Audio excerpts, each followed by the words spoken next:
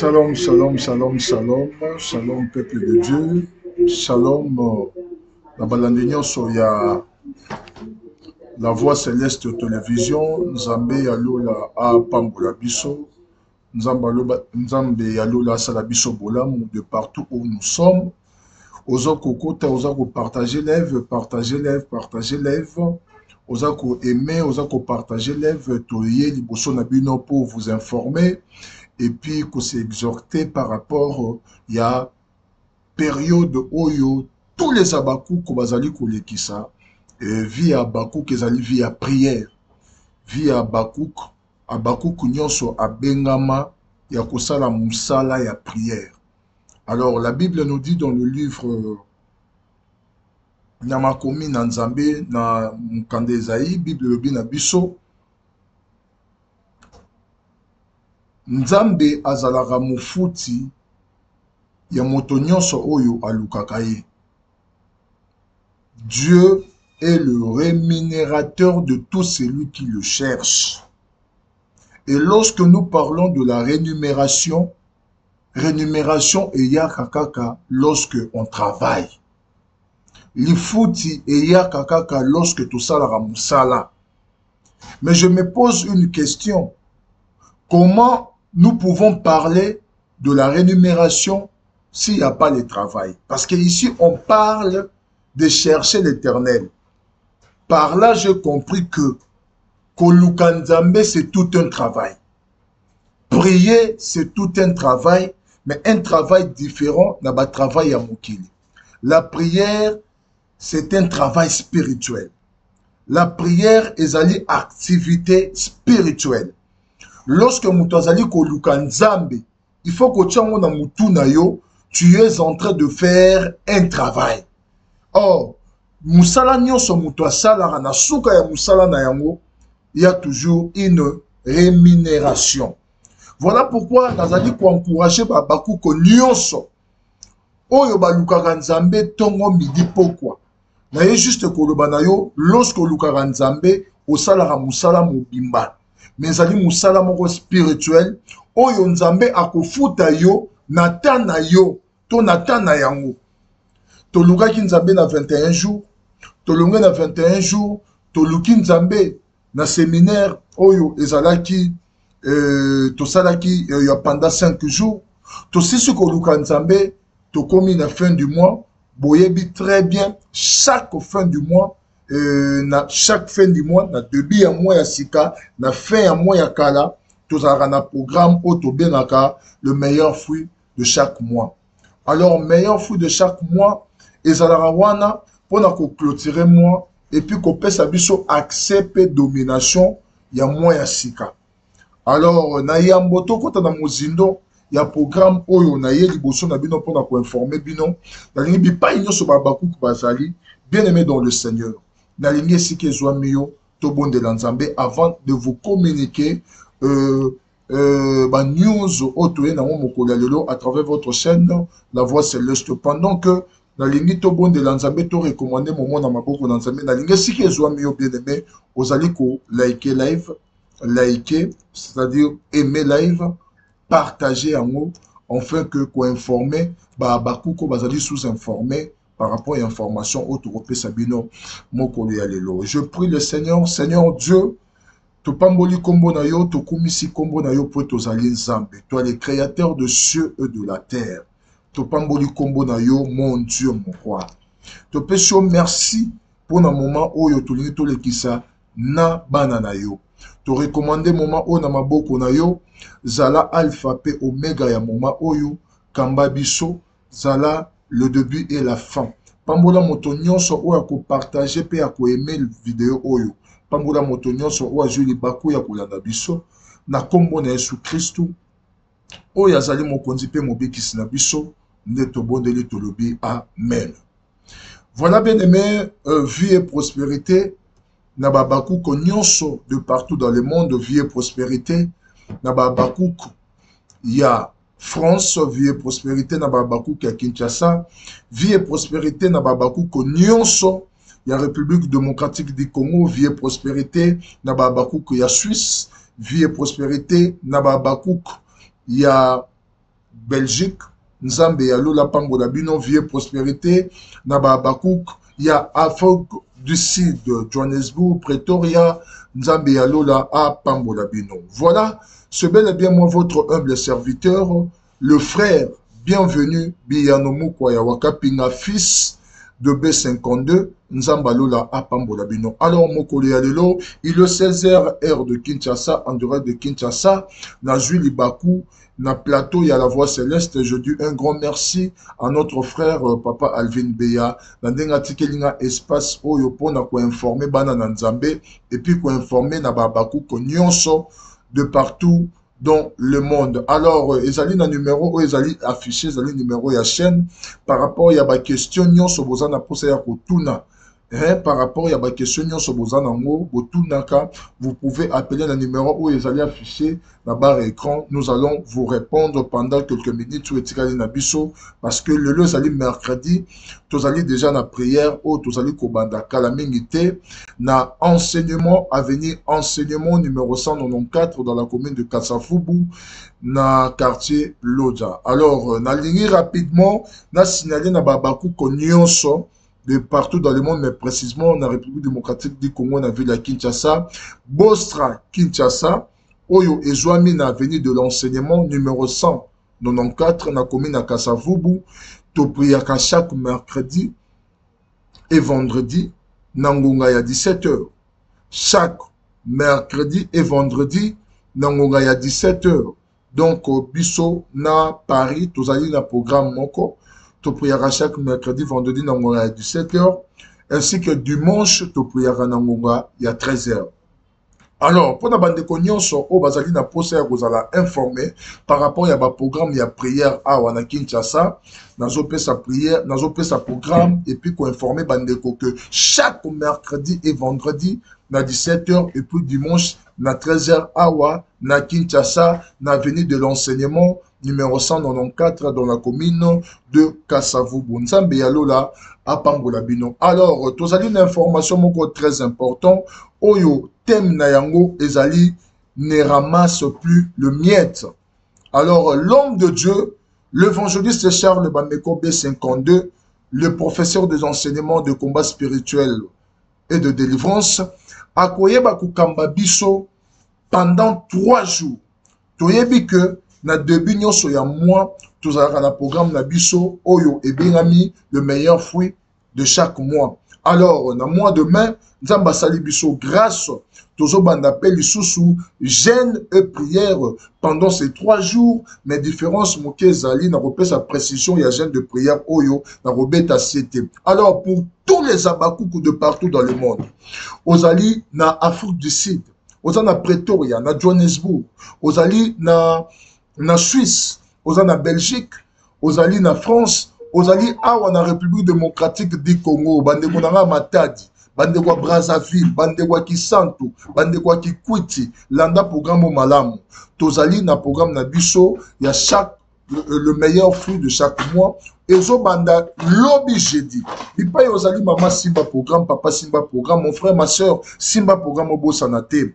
Lobby jeudi, tozo banda prière, il y a jeûne et prière avec notre Père, le Père de tous les Abakouk, l'évangéliste Charles Bameko, le professeur de combat, des enseignements de combat spirituel et de délivrance. Tozo bandango lobby jeudi le 1er mai. Torosi Sayango dimanche. Oui, tout ça aura 3 jours. Mais le coup à l'homme de Dieu, Azarana écoute à Saint-Esprit, Alingi, Akamba Biso Boye. Donc tozo banda jeudi, toro bandango jeudi, et aussi la dimanche. Landa programme, tu reprier jeudi, tu prier vendredi, samedi repos exaté. Samedi tu prier. Et puis dimanche, tu es clôturer au ezali jeûne nabiso de prière, il y a meilleur fruit, il y a moi.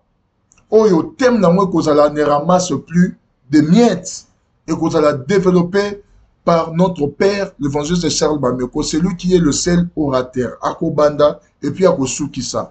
Na beti c'était ma casse pour na mokolo ya samedi. Samedi, repos et zalité.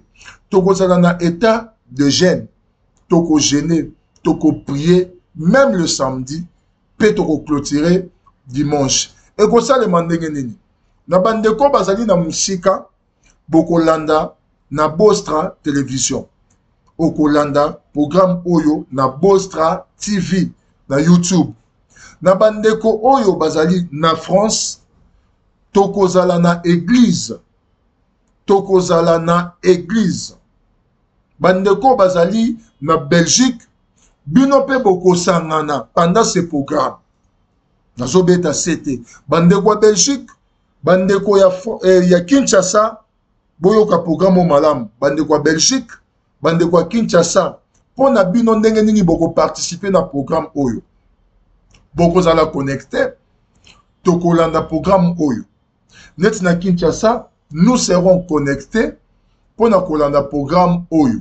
C'est-à-dire que tous en un moment na biso ya modération à na kilt, to la modération normale ndenge to salara et puis na air ya matea to ko se connecter na Bostra TV na YouTube pour na ko participer na programme Oyo ya jeûne et prière. Voilà, ndenge moko pe na bandeko ya Belgique to ko la connecter pour na kolanda programme Oyo ya jeûne et prière. Alors, Kobanda, lobby jeudi kino samedi, toko se retrouver na quatre églises. Toko ya na quatre églises, toko se retrouver na quatre églises. Samedi pe, toko ya na quatre églises. Donc, bandeko bazali na Paris, même ba o bazali na Kinshasa, toko ya samedi na église. Donc, toko ya ko se présenter na église, toko ya jeudi, toye vendredi, samedi ko le bataille que ça répond non. Il y a même le samedi l'église et puis le dimanche, tout est clôturé. On a le premier programme où il y a qui n'a pas ça. J'espère que la communication, les alliés collègues, madame. Comme j'espère que la communication, les alliés collègues, madame.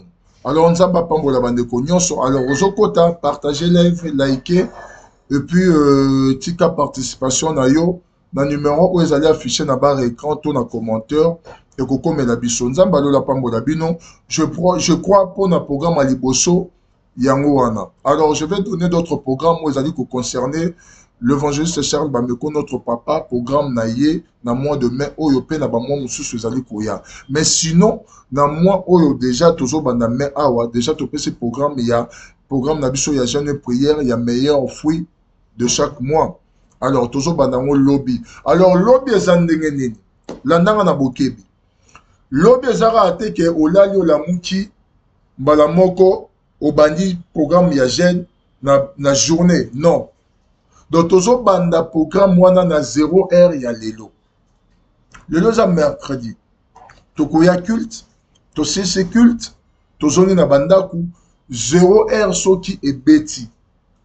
Abaku konyonso ozolandanga 0 heure soki ebeti donc na katikati ya mokolo oyo ezali kosilisa mercredi ezokotisa biso jeudi tozobanda jeûne et prière na biso donc 0 heure ya lelo oyo ezokotisa biso mokolo ya jeudi nde tozodémarrer jeûne et prière na biso donc tozodémarrer à partir ya minuit juste todémarrer jeûne et prière na biso. Donc, minuit, il y a 23h, il y a Kinshasa, et ça déjà minuit. Et ça minuit, il y a heure de Paris. Donc, toujours démarrer prière na biso, mokolo, il y a le, bon, tout le monde mokolo, il y a lobby, mais na 0 heure, na minuit, il y a mokolo, où ils aussi, ils sont mercredi, ils ont biso jeudi, toujours démarrer, où ils allaient prière na biso, il y a jeûne et prière, qui n'ont Torosi sango mokolo ya dimanche. Tozo beta sete. Nana mwe sengeli a gêné. Nana mwe sengeli a gêné te. Bien-aimé dans le Seigneur, tozali na volonté de gêner. Mais moutounion sauté de état de santé na yezali intact pour gêner. Alors tozo beta ka sete surtout. Surtout ozali kobela. Obenga nite pour gêner. S'il vous plaît. Omoni makambo nzambe esengaka intelligence et sagesse. Moutounion sotende sengeli a gêné. Alors par rapport ya ba raison, ya santé, par rapport ya ba état au batu bazali nango, et koki ko permettre mouton gêné te. Alors, soki ozobela tension, ozobela hypertension, ozana gastrite ya makasi, estomac na yo ekoma faible esupportaka nzala te pendant 2 heures 3 heures du temps, bien aimé yo ko gêner te. Na programme oyo ko gêner te. Yo okosambelaka na biso, mais ko gêner te parce que état de santé na yo ezo permettre yo o gêner te. Ozali na diabète nga na yebi bato mosusu ya diabète bapekisa bango kutu batika la gêne ntango na ye ko gêner te. Prier Nzambe. Voilà pourquoi nazo profiter na moment oyo. Bandeko na ngai ozalaka na posa ya ko gêner, mais maladie eza kopekisa yo o gêner. Nzambe apesi yo occasion ko gêner te pour état de santé na yo. Mais talisa yango Nzambe na kati ya mabondeli. Père, naza na posa okangula santé na nga. Naza na posa o libérer santé na nga na prison ya maladie. Naza na posa o bikisa santé na nga. Eloko songolo mpaka ezopekisa nga na gêner. Eloko songolo mpaka la eskomi obstacle mpo na ngai ya koluka yo dans de sacrifices.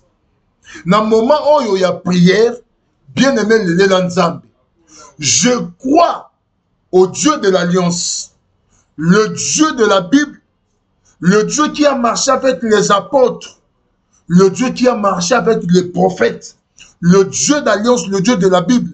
C'est le même Dieu qui a traité l'alliance avec son serviteur Charles Bameko. Nzambe Oya Bikisaka, c'est le même Dieu qui continue à guérir. Maman, papa, Osana diabète.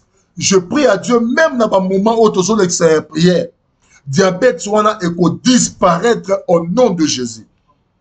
Osana na problème, oh tension si la raté, hypertension si la raté, oh Osana cancer, quel que soit maladie na yo, pendant ces programmes, il y a 3 jours oyo, Nzambe akobikisa yo d'une manière miraculeuse. Soko tcheka foi na yo na programme oyo. Nzambe akobikisa yo d'une manière surnaturelle. Nzambe akobikisa yo d'une manière miraculeuse. Na mona mutu atikala na ekotia makolo na yete na église ya Bostra.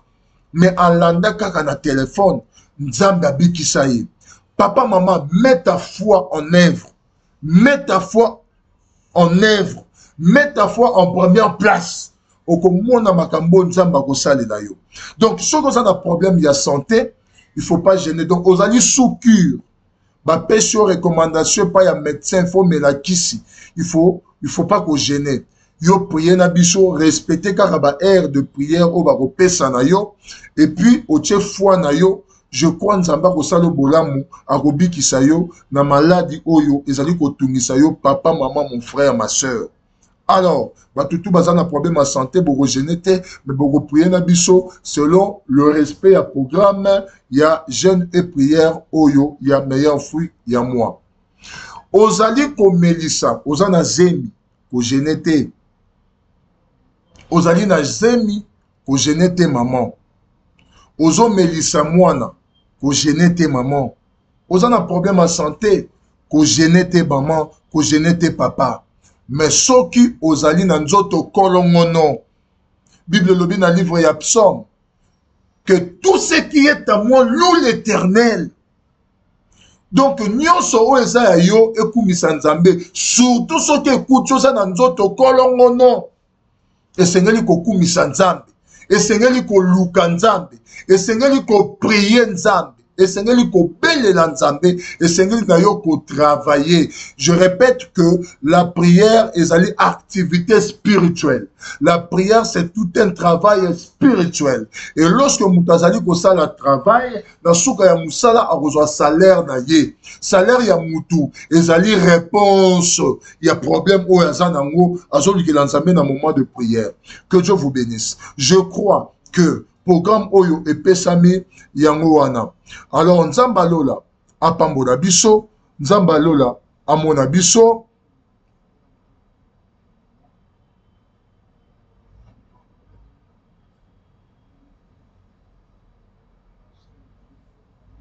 Donc, Nzamba Lola Pambola Biso, Nzamba Lola Mona Biso, que Dieu vous bénisse. On est allé première étape, Oyo Tokoke Nango, na programme ya jeûne et prière na biso mokolo ozobana lelo. Alors na 0h ya lelo to démarrer ndeko na ngai ba petit sorcier bazala ba obstacle pour na yote. Ba petit sorcier mike baya ko distraire yote. Na moment oyo esengeli kozala concentré attitude nini esengeli tozala nango na moment ya jeûne et prière oyo. Tozali na des attitudes au Seigneur, dans le jeûne et prière. 1. La concentration. Lorsque je parle de la concentration, récite la jeûne et prière oyo, et ça dépend de l'attitude aux autres pour s'en appeler ni ensemble. Récite la prière na yo, la jeûne et prière oyo, et ça dépend de l'attitude mi balé oyo pour s'en appeler ni ensemble. Il y a liboso, c'est la concentration. Tant aux alliés concentrés, et je permettre yo aux à la plus proche ensemble. Quand je parle de la concentration, et le roi liboso dans un mona, état ya âme na yo. Éviter distraction, éviter ba débat inutile, éviter ba dispute inutile, et éviter ma solo inutile. Bongisa amunayo, se sanctifier, zala concentré, mi pesa mobima na moment oyo, et zala attitude ya malamu. Donc la sanctification, et za attitude ya malamu oyo pour faire réussir prière na yo oyo. Ya jeûne et prière. La sanctification, et zali attitude ya malamu oyo ko mema yo au réussir. Na programme na yo oyo, ya jeûne et prière. La sanctification. Il y a toutes sortes de distractions à côté. Surmonter nzoto na yo, traiter directement corps na yo. C'est pour la réussite de ta prière. Yo mutosu révélation ko lukanzam. Yo mutosu révélation ko bonde lanzam. Yo mutosu révélation ya ko belle lanzam, ya ko lukanzam. Yelo ko liboso traite directement ton corps. Nzoto oyo ezala obstacle pour na biso na makambo ebele. Vous savez ce qu'une nzoto ezali en première place na vie ya mutu. Mutu moyen réussir na vie na yezate. Parce que dans l'homme, il y a l'âme, il y a l'esprit, il y a le corps. Mais il y a un combat qui se passe entre le corps et l'esprit. Pourquoi? Parce que l'esprit ezalara na base désir na yango contraire na ba désir ya nzoto. Au moment où nzoto azolelelo nzala, c'est au moment où esprit peut azolelelo nzala. Oui. Au moment où nzoto azali na soif, c'est le moment où peut esprit aza na soif. Esprit ayokaka nzala ndenge nzoto ayokaka nzala. Esprit ayokaka soif ndenge nzoto ayokaka soif. Et nzala pe soif ya esprit, c'est dans la prière. To lié sa esprit na biso na ba jeûne et prière. To lié sa esprit na biso na ba jeûne et prière. To lié si nzoto oyo to et pesi biso eloko te. Maman nzamba sengi biso kaka 3 jours to ça la concentrer. To éviter nyonso oyo et ko memela biso rien. To éviter ko lia soko sa makasa ko gêner. To éviter ko mena soki o melara mai o melara ji mais o éviter yango nanu. Oyebi ke période non mela tite, non mela maïté, non mela jité, na tiki non boye, na se concentrer dans le kanzambe pendant 3 jours. Te na liesi nzoto fufu, na liesi nzoto makemba, na liesi nzoto frites, na liesi nzoto pondu, na liesi nzoto ndakala, mais moment on a lingi na liesa siko esprit na nga biloko ya molimo. Pour que âme na nga ekangolama. Bien-aimé dans le Seigneur, l'homme de Dieu il va parler. Témoin très important. Ne ramasse plus le miettes. Oui. Oyebi, mutu oyo ramasara ba miettes. Aza mutu oyo, aza na niveau ya C. Oui. Na passage wana toyebi biso nyonso. Yesu azoloba, biloko, yaba na ba pesara na ba mboate. Mais moi, si wana za ko répondre, Jésus azoloba na ye que, Mwa tope, mwa aliaka toujours ba mieto ekweyaka na mesa ya nkolo na ye. Alors, lorsque l'homme de Dieu il est en train de parler tout, il va développer, ne ramasse plus de miettes. Bien-aimé dans le Seigneur, c'est juste une position spirituelle au Moutazanango. Moutoua ramassera ba miettes, aza moutoua za na position moko inférieure spirituellement. Moutoua ya liara na mesa, aza moutoua za pe na position moko ya likolo spirituellement. Alors, bien-aimé dans le Seigneur, Nzambe aboyinga na tous en position ya C, tous en niveau ya C. Nzambe alingi amatisa atombola biso pendant ce programme, ya jeûne et prière. O ekokambama par notre papa, l'évangéliste Charles Bameko B52, l'homme de Mopanga, le professeur des enseignements de combat spirituel et de délivrance. Alors, bien-aimé dans le Seigneur, Tomatana Molim. Tomatana prière ndenge papa na biso alobaka. Tomatana molimo. Tokolisa milimo na biso. Tomatisa milimo na biso. Pote nzambe ya lola, il veut nous faire du bien. Alors, il y a des programmes oyo, importance, il y a programme oyo, il y a meilleur fruit, il y a chaque mois. Et ce programme oyo, pesa biso, domination, supériorité, likolo ya moi. Et ça dit programme oyo, pesa biso, la supériorité, likolo ya moi. Nzamba la kibiso supériorité, mais supériorité, on a beaucoup de on a préparé yango, balukara yango. Donc, dans le mois de mai, tozo bana yango na nzambe, pour tozo autorité, supériorité, likolo ya moi, pour to dominer na moi oyo. Pe nzamba pesa biso, position ya kofanda na mesa, ya kolia na mesa, et non ya ko ramasser ba miettes, lokola bamboa, car tozali créer à l'image de Dieu, il faut tout lire dans messa pour tous aller bana, il y a le roi des rois. Alors, pendant sango, pour ces moments, pendant sango, pour le programme Otoko Banda Lelo, bien aimé dans le Seigneur, toujours bêta c'était, Toko Banda, on a 0 heure, il y a Lelo. 0 heure, Zoko Tisabiso Mokolo, il y a jeudi. 0 heure, il y a Lelo, maman, papa, tomatine à prière. Toujours Banda, on a navire de guerre. Voilà, programme Nabiso Tozo Bandengo, na navire de guerre. Papa Kokamba Biso na prière, l'évangile Charles Bameko, notre Père, il va nous conduire dans la prière, dans navire de guerre, il y a les lots. Bien-aimés dans le Seigneur, Ozan à Thé, Ozan à Belgique, Ozan à Suisse, Ozan à Kinshasa, Ozan à Afrique du Sud, navire de guerre, il y a les lots. Il y a mon ézoko, Tisabiso Tobanda programme Nabiso, il y a jeûne et prière pendant 3 jours avec notre père, le professeur de combat spirituel de délivrance. Alors, maman, papa, panda sango, Zamba Lola, akozanga te ko pambola biso. Alors, vie et prospérité à tout le monde. Na lingi na pesa ba programme au l'homme de Dieu ozala nango.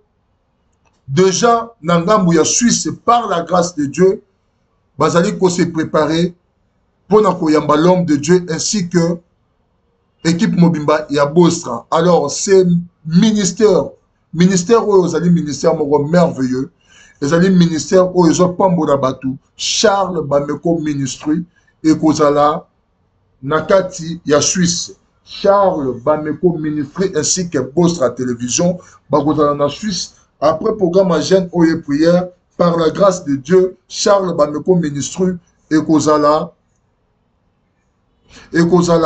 Nangambu, ya Suisse. Alors, Nzambalo la Pambola Bino, l'homme de Dieu qui est l'infatigable pour l'intérêt du royaume, l'infatigable de l'évangile, Ami Pessi reporté, il était na Kinshasa, a sali un travail merveilleux. Nzambe a eu le Kumu, Batouba témoigner, en tout cas, tu Pamboli Nzambe, mais l'homme de Dieu, le Béropé Maté, Azo Banda jeune prière dans 0 heure, le aussi la dimanche. Après ce programme, Azo préparé les sous-activités dans Ngambu ya Suisse, Bande Gonyoso tu ya Suisse, Babakou Konyoso ya Suisse, Nzambalola Pambola Bino, l'homme de Dieu, Charles Bameko Ministry, ainsi que la Bostra Télévision, Bakozala Kuna, Nangambu, ya Suisse, Nzamba Pambola Bino, et puis on a repéré sa programme Lissousou pour le mois de juillet, mais avant mois de juillet, l'homme de Dieu, ceux qui Nzamba confirmé, à Koki Kosa, il y a 21 jours, Morobo en juin. Mais Tokozonga pour vous confirmer, jusque-là, on ne vous confirme rien. Mais dans moi, dans JEP, en tout cas, nous aurons aussi un programme très puissant avec l'homme de Dieu, l'évangéliste Charles Bameko, le père de tous les Abakouk, dans le mois de juin. Dans le mois de juin, donc, n'est-ce pas, dans le mois de juin, donc, dans le mai awa, Suisse, et puis dans le mois de juin, on dirait l'homme de Dieu à Kozonga pour nous communiquer, et puis Kozonga pour vous communiquer 21 jours Moroboé, et Kosalimana pour la gloire de Dieu, un programme puissant. Tozo Zelanzambe a confirmé Mosalinae parce que l'homme de Dieu à Salaramakamounion soit à l'écoute du Saint-Esprit. Si le Saint-Esprit lui confirme, à Kozonga Père Osala, activité, on a pour la gloire de Dieu. Et bon, on a moyen juillet. À cause de Nangambu, Afrique du Sud, Bandeko Nyonso Afrique du Sud, Babakou Nyonso Afrique du Sud, Nzambalo la Pambo la Binon, vie et prospérité à vous, vie et prospérité, na papa, docteur Gikoua, et le monde maman Fifi, vie et prospérité à vous, d'abord organisateur Nyonso tout Afrique du Sud, Nzambalo la Apambo la Binon, papa Marcel, vie et prospérité à vous, Binon Moutubozali Nangambu, Afrique du Sud, maman Marie, vie et prospérité à vous, Nzambalola a pambola bino pona musala monene bozali kosala pour l'intérêt du royaume. Charles Bameko Ministry ainsi que Bosra Télévision et Gozala na Suisse. Ce que c'est Suisse par la grâce de Dieu, Charles Bameko Ministry ainsi que Bosra Télévision et Gozala Nangambu. Il y a Afrique du Sud, cette fois-ci Bandeko, il y a Johannesburg. Johannesburg, vous êtes bénis. Johannesburg, vous êtes bénis. Johannesburg, vous êtes bénis, car votre lumière est déjà arrivée. Alors, vous êtes la Charles Bameko Ministry ainsi que Bossa Télévision, Kuna, na Afrique du Sud, dans Johannesburg, vous avez déjà s'est mobilisé pour penser Sangopona, Sangomalam Oyo, et Zoya, Nangambu, Nabino, Kalamingite. Alors, tous allez écouter na Kalamingite, tu peux s'en rendez-vous le long mercredi, dans l'église pour notre culte d'intercession. Nzambalola Pambola Biso pour notre culte d'intercession, Mokolo Yalelo. Je crois qu'à la minute, déjà dans un mois petit retard, il fallait déjà dans la Kounan église, mais dans un mois retard, qui rien que pour informer tous les Abakouk et puis ainsi que Bananzambe, Nyon surtout, Oyo, Bako, Sambela, Na, Biso. Nzambalola Pambola Bino.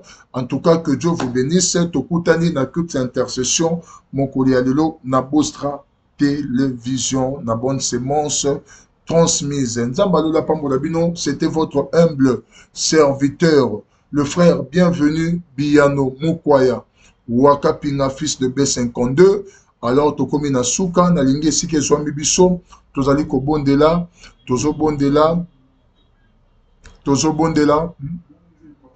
ouais, tozo bondela esike zwami biso, tozo kabwana na loyembo oyo, partager vidéo, aimer, Nzambalola akosala biso bo lamu mingi.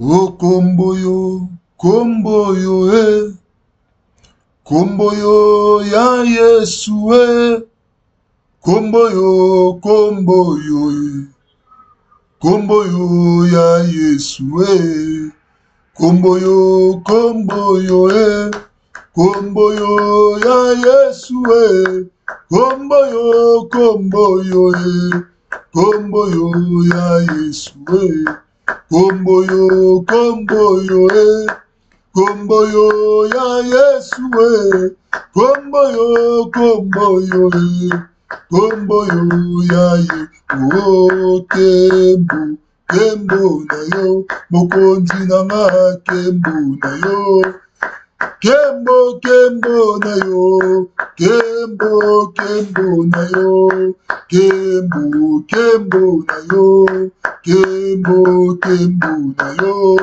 kembo, kembo na yo, kembo, kembo na yo, Yesu yo zalata fololo, nalo na yo na motema nanga, kembo, kembo na yo, kembo, kembo na yo, dikolo esalata pembeni, nakota namona kembo na yo, kembo, kembo na yo, kembo, kembo nalingi namona, nalingi namona, nalingi namona, nalingi namona.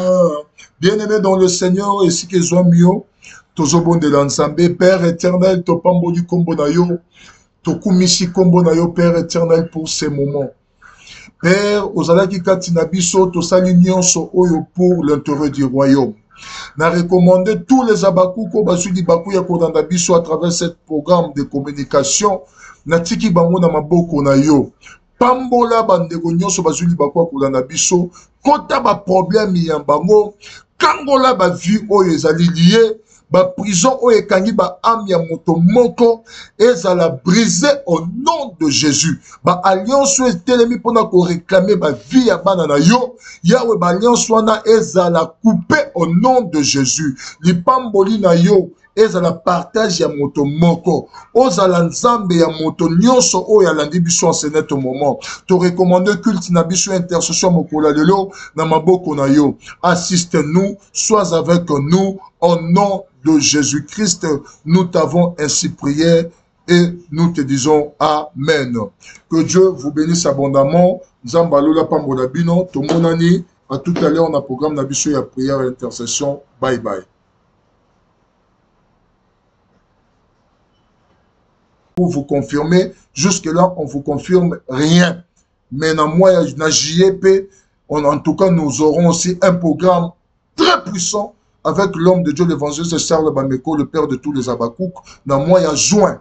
Dans le mois de juin, donc, n'est-ce pas, dans le mois de juin, donc, dans le mois Awa, Suisse, et puis dans le mois de juin, on dirait l'homme de Dieu à Kozonga, pour nous communiquer et puis pour vous communiquer 21 jours Moroboé et que ça les marana pour la gloire de Dieu un programme puissant Tozo Zelanzamba a confirmé Moussalinae parce que l'homme de Dieu a Salaramakamounion soit à l'écoute du Saint-Esprit. Si le Saint-Esprit lui confirme à cause on a peur ça l'activité on a pour la gloire de Dieu et bon on a moyen juillet à cause de Nangambu ya Afrique du Sud, bandeko nyonso Afrique du Sud, babakuko nyonso Afrique du Sud, nzambalo la pambo la bino vie prospérité à vous, vie prospérité na papa docteur Gikoua et le mona maman Fifi, vie prospérité à vous, na ba organisateur nyonso tout ya Afrique du Sud, nzambalo la apambo la bino papa Marcel, vie prospérité à vous, bino mutu bozali nangambu ya Afrique du Sud, maman Marie, vie prospérité à vous.